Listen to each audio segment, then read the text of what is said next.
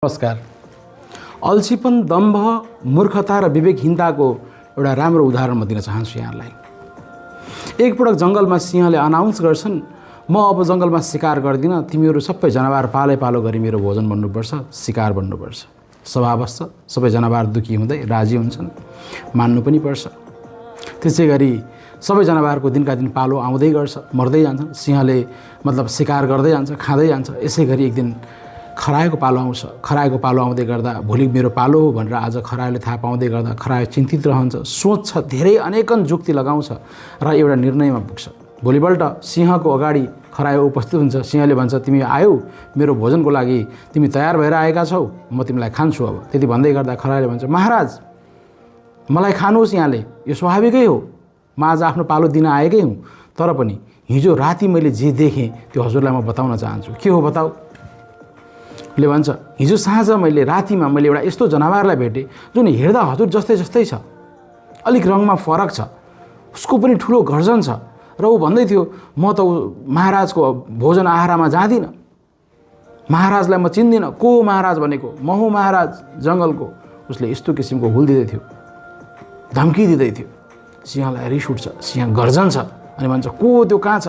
महाराज ऊ दिउँसमा त मैले भेटेको छैन, रातमा उसलाई भेट्छु मैले, हजुरसँग भेटाउने मेरो ठुलो इच्छा छ। अनि सिंह रिसको आवेगमा उसले अनाउन्स गर्छ, म त्यसलाई नमारी म तिमीलाई खाँदैन, म पहिला त्यसलाई मेरो शिकार बनाउँछु।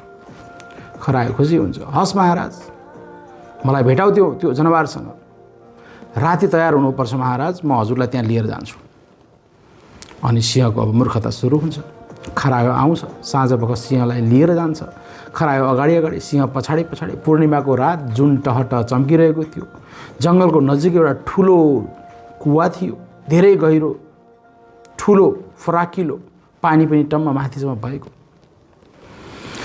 अनि सिंहले भन्छ, बोलाऊ त्यसलाई, त्यो कहाँ छ?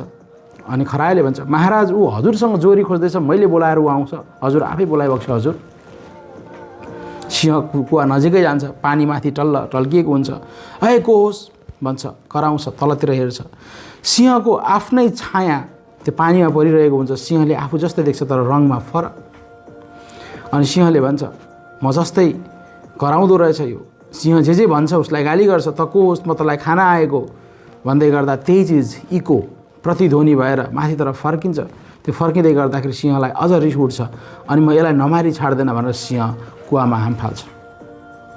अब नतिजा यहाँ आएर थाहा छँदैछ, सिंह मर्छ, खरायो बाँच्छ। खरायोको बुद्धिमानीले गर्दा जङ्गलका अरू जनावरहरू पनि केही समय बाँच्छन्।